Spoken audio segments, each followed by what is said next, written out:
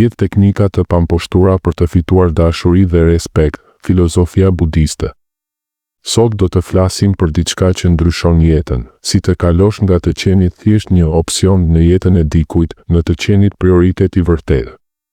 Këto 10 parime nuk janë thjesht këshilla relacionash, ato janë rrënjosur thellë në filozofinë budiste mijëvjeçare. Buda na mësoi se vuajtja vjen nga ngjitja e tepruar, nga varësia emocionale, nga mospranimi i papërhershmërisë. Kur e kupton këtë, vlera jote nuk varet më nga sa të duan të tjerët, ajo buron nga brenda. Miqtë e dashur, para se të ndiqni këtë video, mos harroni të pëlqeni faqen tonë dhe të shpërndani videot miqve tuaj, është shumë e rëndësishme për ne për mirëmbajtjen dhe rritjen e faqes sonë. Le të zhytemi thellë në secilën pikë, hap pas hapi. Pika 1. Bëj të tjerët të ndjejnë se mund të humbasin. Imagjino një lumë që rrjedh i lirë. Nëse përpiqesh ta ndalosh me duar, ai të rrëshqet. Por nëse e lë të rrjedh, ai të freskon natyrshëm. Ky është thelbi i parimit budist të mosngjitjes.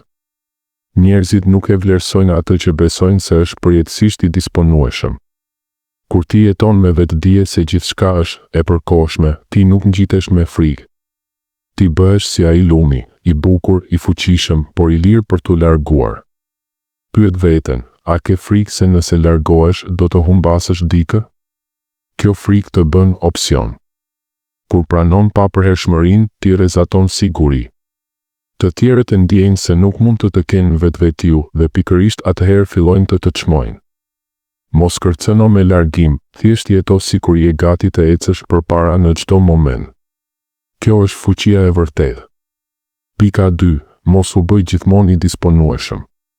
Buda tha, kohët e lira janë si ari. Koha jote është burimi më i çmuar. Nëse je gjithmonë aty, përgjigjesh menjëherë, anulon planet për të tjerët, ti bën ata të mendojnë se je i garantuar. Por budizmi na mëson moderimin, as teprit, as mungesë. Kur ke jetën tënde, punë, pasione, miq, meditim, ecje në natyrë, ti krijon hapësirë. Kjo hapësirë zgjon respektin. Njerëzit fillojnë të pyesin, çfarë po bën ai pa mua? Dhe kurioziteti lind tërheqje. Praktikojeni, herën tjetër që dikush të shkruan vonë natën, mos u përgjigj menjëherë. Flini. Të nesërmen thuaj, ishte një ditë e bukur, isha duke medituar ose duke lexuar. Kjo nuk është lojë, është nderim ndaj vetes. Pika 3. Ruaj pak mister. Në budizëm, kjo na tregon se nuk ka një unë fikse për t'u ekspozuar plotësisht. Pse ta tregosh gjithçka menjëherë? Çdo histori, çdo plag, çdo ëndër. Kur e bën këtë, ti heq misterin dhe misteri është karburanti i kuriozitetit. Lëre tjetrin të zbuloj gradualisht. Fol pak për veten, pyet më shumë për ta. Kjo krijon thellësi. Njerëzit investojnë kohë për të kuptuar dhe investimi krijon vlerë. Mëson nga Buda, ai foli me shembuj, me heshtje, me pyetje, kur nuk e zbërtheu veten plotësisht që në fillim. Pika 4. Lejo të tjerët të investojnë te ti. Buda mësoi se ne vlerësojmë më shumë atë për të cilin kemi punuar. Nëse ti jep gjithçka, kohë, vëmendje, dhurata, emocione, pa marrë asgjë në këmbim, ti krijon çekuilibër. Lëre tjetrin të të ndihmoj, të befasoj, të mbështesë. Kur ata investojnë, lidhja bëhet më e fortë sepse ata ndjejnë pronësi emocionale në kuptimin e mirë.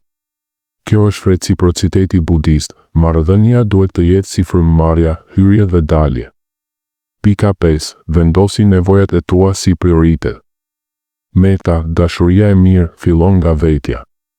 Buda tha, ti vetë meriton dashurinë dhe respektin aq sa çdo kush tjetër në univers.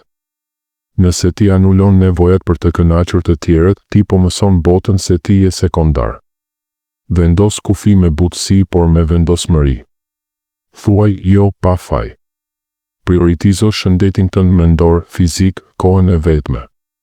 Kur ti e bën veten prioritet, të tjerët fillojnë ta bëjnë të njëjtën, sepse respektojnë atë që respekton veten. Pika 6. Mos e bëj tjetrin qendrën e botës tënde. Kjo është thelbi i moskapje pas diçkaje. Nëse dikush bëhet qendra jote, ti humb veten. Buda na kujton, nuk ka unë të përhershëm, as tjetër të përhershëm. Ruaj identitetin tënd, hobit, ëndrat, rrugën shpirtërore. Kur nuk je i varur emocionalisht, ti bëhesh magnetik sepse rrezaton plotësi të brendshme. Njerëzit tërhiqen nga ata që nuk kanë nevojë për ta, por i duan ata. Pika 7. Ndalo së nisuri gjithmonë bisedën i pari. Ekuilibri është çelësi i upetka, ekuanimitetit. Nëse ti gjithmonë fillon, shkruan i pari, telefonon i pari, ti po tregon nevojë. Lëre hapësirë që tjetri të tregojë interes. Kjo nuk është manipulim, është test natyral i reciprocitetit. Kur ata vinë vetë, ti ndjen se je vlerësuar. Pika 8. Krijo lumturinë tënde. Buda tha, paqja vjen nga brenda. Mos e kërko jashtë. Nëse lumturia jote varet nga dikush tjetër, ti je rob. Praktiko meditimin e mëshirës ndaj vetes, falënderimin çdo ditë. Kur je i plotësuar, ti rrezaton një energji që tërheq njerëz të shëndetshëm, jo nga nevoja, por nga dëshira e vërtetë. Pika 9. Je i gatshëm të largohesh. Ky është ndoshta parimi më i fuqishëm dhe njëkohësisht më i frikshëm nga të gjithë. Buda e quajti këtë lloj gatishmërie lirimin nga ngjitja e dëmshme. Nuk është largim nga inati, hakmarrje apo dram. Është largim nga mëshira e vërtetë ndaj vetes. Imagjino një pemë që rritet pranë një përroj të thatë. Në fillim ajo përpiqet me çdo kusht të marrë ujë nga ai përrua, rrënjët shtrihen, degët përkulen, gjethet vyshken duke pritur.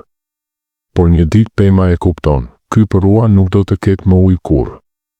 Në atë moment ajo nuk e urren përrojin, thjesht I kthen rrënjët drejt tokës më të thellë, drejt diellit tjetër, drejt jetës që ende mund të jetojë.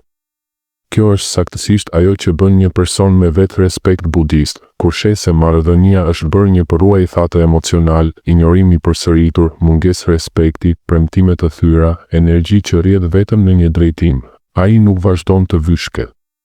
Të jesh I gatshëm të largohesh do të thotë të kesh besim se universi nuk të ndëshkon kur mbron veten. Ka njerëz të tjerë që do të duan pa të bërë të ndihesh si një opsion I fundit. Vetmia e përkohshme është shumë më pak e dhimbshme se vuajtja e përhershme në një marrëdhënie që të poshtëron. Dhe ja ku bëhet pjesa më e rëndësishme, ky largim nuk ka nevojë të jetë me zë të lartë, me mesazhe të gjata shpjeguese apo me akuza. Mjafton një vendim I qetë brenda teje, unë meritoj më shumë se kaq. Dhe unë zgjedh veten. Pastaj vepro me dinjitet, pak fjalë, shumë veprim.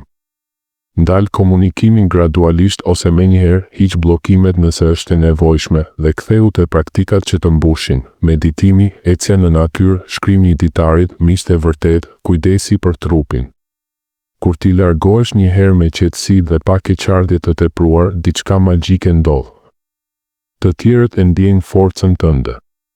Ata që të vlerësonin vërtet do të kthehen me respekt më të madh. Ata që të shihnin si opsion do të zhduken dhe kjo është fitoria më e madhe. Kujto fjalët e Budës.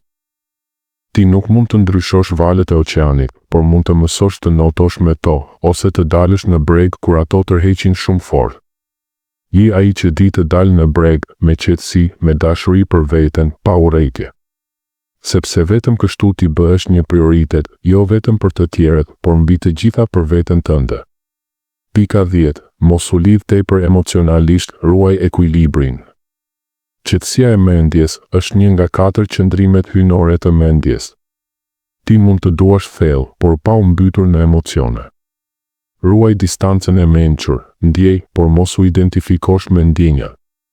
Kjo të lejon të komunikosh qartë, të vendosësh kufi, të jesh I pranishëm pa u shkatëruar. Përfundim. Këto 10 parime nuk të bëjnë të ftohtë apo të pamëshirshëm, ato të bëjnë të lirë, të plotë, të vlefshëm nga brenda. Kur ti rrit vlerën tënde me vetëdije budiste, bota reflekton atë që ti e bërë, një prioritet, jo një opsion. Filloni sot me një hap të vogël. Faleminderit që ishit këtu.